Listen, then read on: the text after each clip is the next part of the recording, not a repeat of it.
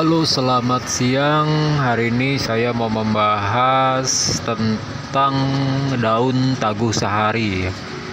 Jadi daun taguh sehari ini salah satu tanaman unik yang ada di Pegunungan Meratus.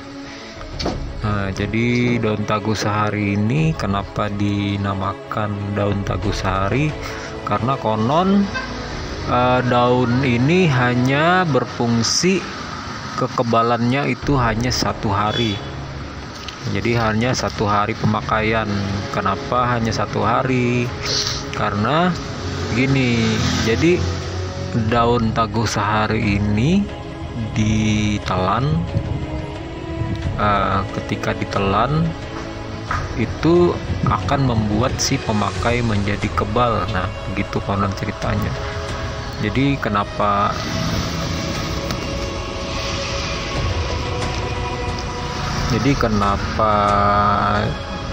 harus taguh atau kebal itu sehari gitu kan. Jadi taguh itu bahasa Banjar artinya kebal. Jadi kenapa cuma sehari? Karena ketika kita buang air besar atau buang air kecil, maka khasiat dari daun taguh sehari ini akan hilang gitu. Jadi kan kita tidak mungkin dalam 1 hari itu tidak buang air gitu. Nah, makanya ketika memakai daun taguh sehari ini hanya berfungsi 1 hari. Nah, jadi daun taguh sehari ini biasanya dirajah dulu oleh orang yang mengerti. Setelah dirajah, ada yang merendam airnya, ada yang merendam daunnya di air, ada yang menelan langsung dengan tata cara tertentu. Jadi daun taguh sehari ini hanya ada di Pegunungan Meratus.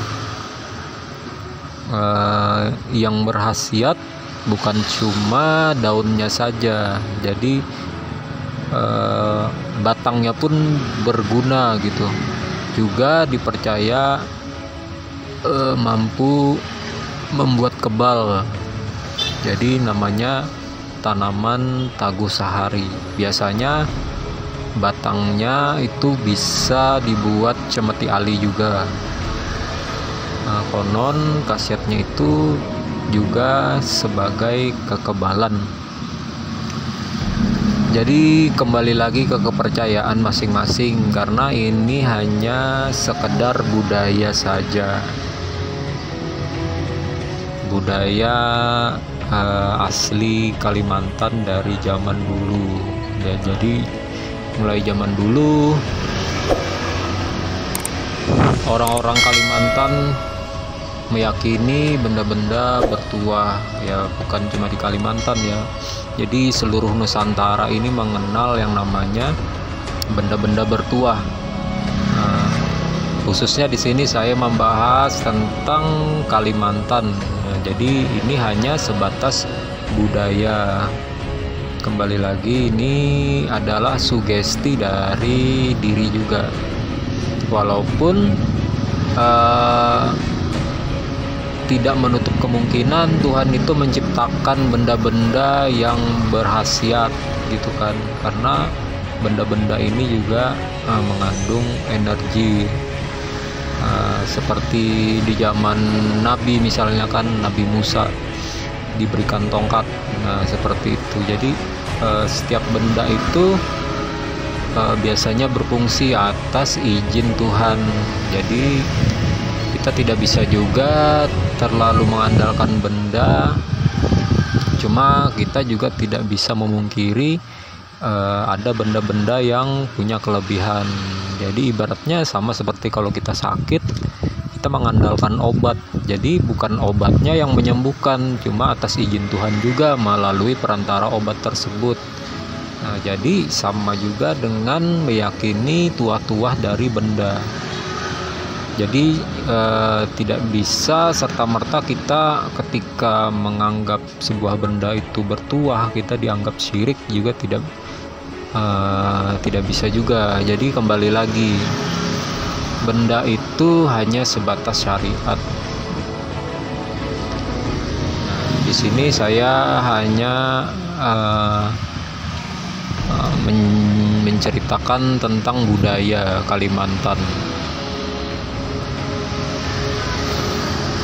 Jadi banyak benda-benda di Kalimantan ini yang diyakini bertuah, khususnya dari Pegunungan Meratus. Nah, konon orang-orang Dayak pun percaya hal-hal apapun yang ada di Pegunungan Meratus itu bertuah. Ada juga yang mengatakan jenis-jenis tumbuhan di Pegunungan Meratus itu bisa menjadi obat. Nah, termasuk buluh perindu itu kan unik gitu. Hanya ada di Pegunungan Meratus. Jadi Pegunungan Meratus ini termasuk pegunungan yang sakral bagi orang Dayak, karena posisi Pegunungan Meratus ini berbatasan dengan Kalsel, Kaltim, dan Kalteng. Nah, jadi bisa dibilang seperti sentralnya juga gitu di pusat, dan banyak hal-hal yang di